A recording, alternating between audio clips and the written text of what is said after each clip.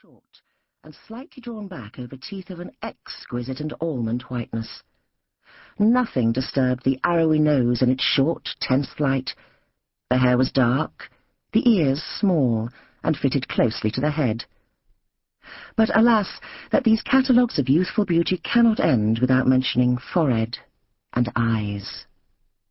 Alas, that people are seldom born devoid of all three, for directly we glance at Orlando standing by the window, we must admit that he had eyes like drenched violets, so large that the water seemed to have brimmed in them and widened them, and a brow like the swelling of a marble dome pressed between the two blank medallions which were his temples. Directly we glance at eyes and forehead, thus do we rhapsodize. Directly we glance at eyes and forehead, we have to admit 1,000 disagreeables, which it is the aim of every good biographer to ignore. Sights disturbed him, like that of his mother, a very beautiful lady in green, walking out to feed the peacocks, with Twitchett, her maid, behind her. Sights exalted him, the birds and the trees, and made him in love with death, the evening sky, the homing rooks. And so, mounting up the spiral stairway into his brain, which was a roomy one, all these sights, and the garden sounds too, the hammer beating, the wood chopping, began that riot and confusion of the passions and emotions which every good biographer detests. But to continue, Orlando slowly drew in his head, sat down at the table, and with the half-conscious air of one doing what they do every day of their lives at this hour, took out a writing book labelled Ethelbert, a Tragedy in 5 Acts, and dipped an old stained goose-quill in the ink. Soon he had covered 10 pages and more with poetry. He was fluent, evidently, but he was abstract. Vice, crime, misery were the personages of his drama. There were kings and queens of impossible territories, horrid plots confounded them, noble sentiments suffused them. There was never a word said as he himself would have said it, but all was turned with a fluency and sweetness which, considering his age, he was not yet 17, and that the 16th century had still some years of its course to run, were remarkable enough. At last, however, he came to a halt. He was describing, as all young poets are forever describing, nature, and in order to match the shade of green precisely, he looked, and here he showed more audacity than most, at the thing itself, which happened to be a laurel bush growing beneath the window. After that, of course, he could write no more. Green in nature is one thing, green in literature another. Nature and letters seem to have a natural antipathy.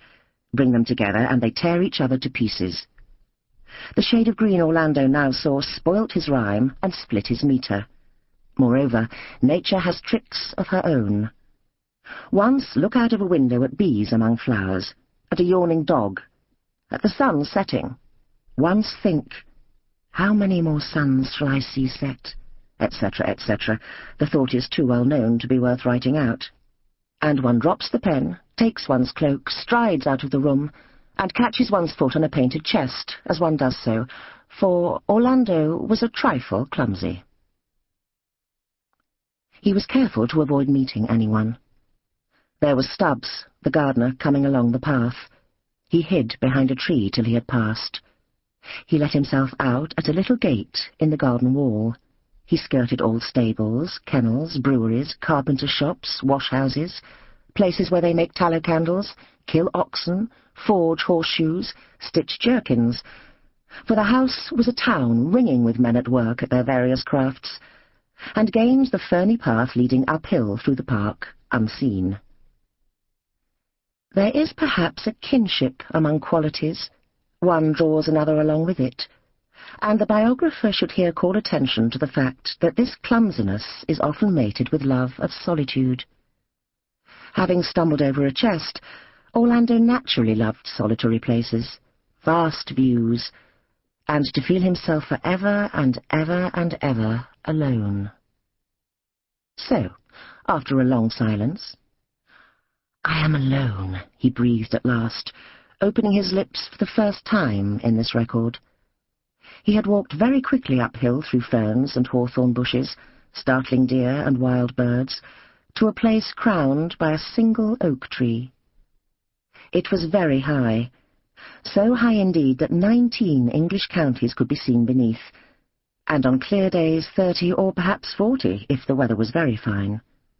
Sometimes one could see the English Channel, wave reiterating upon wave. Rivers could be seen, and pleasure boats gliding on them, and galleons setting out to sea, and armadas with puffs of smoke from which came the dull thud of cannon firing, and forts on the coast, and castles among the meadows, and here a watchtower, and there a fortress, and again some vast mansion like that of Orlando's father, massed like a town in the valley circled by walls. To the east there were the spires of London and the smoke of the city, and perhaps on the very skyline, when the wind was in the right quarter, the craggy top and serrated edges of Snowdon herself showed mountainous among the clouds. For a moment Orlando stood counting, gazing, recognizing. That was his father's house, that his uncle's. His aunt owned those 3 great turrets among the trees there. The heath was theirs, and the forest, the pheasant and the deer, the fox, the badger, and the butterfly. He sighed profoundly, and flung himself, there was a passion in his movements which deserves the word, on the earth at the foot of the oak tree. He loved, beneath all this summer transiency, to feel the earth's spine beneath him, for such he took the hard root of the oak tree to be, or, for image followed image, it was the back of a great horse that he was riding, or the deck of a tumbling ship. It was anything indeed, so long as it was hard, for he felt the need of something which he could attach his floating heart to, the heart that tugged at his side, the heart that seemed filled with spiced and amorous gales every evening about this time when he walked out. To the oak tree he tied it, and as he lay there, gradually the flutter in and about him stilled itself. The little leaves hung, the deer stopped, the pale summer clouds stayed. His limbs grew heavy on the ground, and he lay so still that by degrees the deer stepped nearer, and the rooks wheeled round him, and the swallows dipped and circled, and the dragonflies shot past, as if all the fertility and amorous activity of a summer's evening were woven, web-like, about his body. After an hour or so, the sun was rapidly sinking, the white clouds had turned red, the hills were violet, the woods purple, the valleys black. A trumpet sounded. Orlando leapt to his feet. The shrill sound came from the valley. It came from a dark spot down there, a spot compact and mapped out, a maze, a town yet girt about with walls. It came from the heart of his own great house in the valley, which, dark before, even as he looked and the single trumpet duplicated and reduplicated itself with other shriller sounds, lost its darkness and became pierced with lights. Some were small, hurrying lights, as if servants dashed along corridors to answer summonses. Others were high and lustrous lights, as if they burnt in empty banqueting halls made ready to receive guests who had not come. And others dipped and waved and sank and rose, as if held in the hands of troops of serving men, bending, kneeling, rising, receiving, guarding, and escorting with all dignity indoors a great princess alighting from her chariot. Coaches turned and wheeled in the courtyard. Horses tossed their plumes. The Queen had come. Orlando looked no more. He dashed downhill. He let himself in at a wicket gate. He tore up the winding staircase. He reached his room. He tossed his stockings to one side of the room, his jerkin to the other. He dipped his head. He scoured his hands. He pared his fingernails. With no more than 6 inches of looking-glass and a pair of old candles to help him, he had thrust on crimson breeches, lace collar, waistcoat of taffeta, and shoes with rosettes on them as big as double dahlias in less than 10 minutes by the stable clock. He was ready.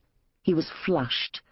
Para seguir escuchando este audiolibro gratuitamente, haz clic en el enlace de la descripción y podrás escucharlo completo sin coste gracias a la prueba de 30 días de Audible.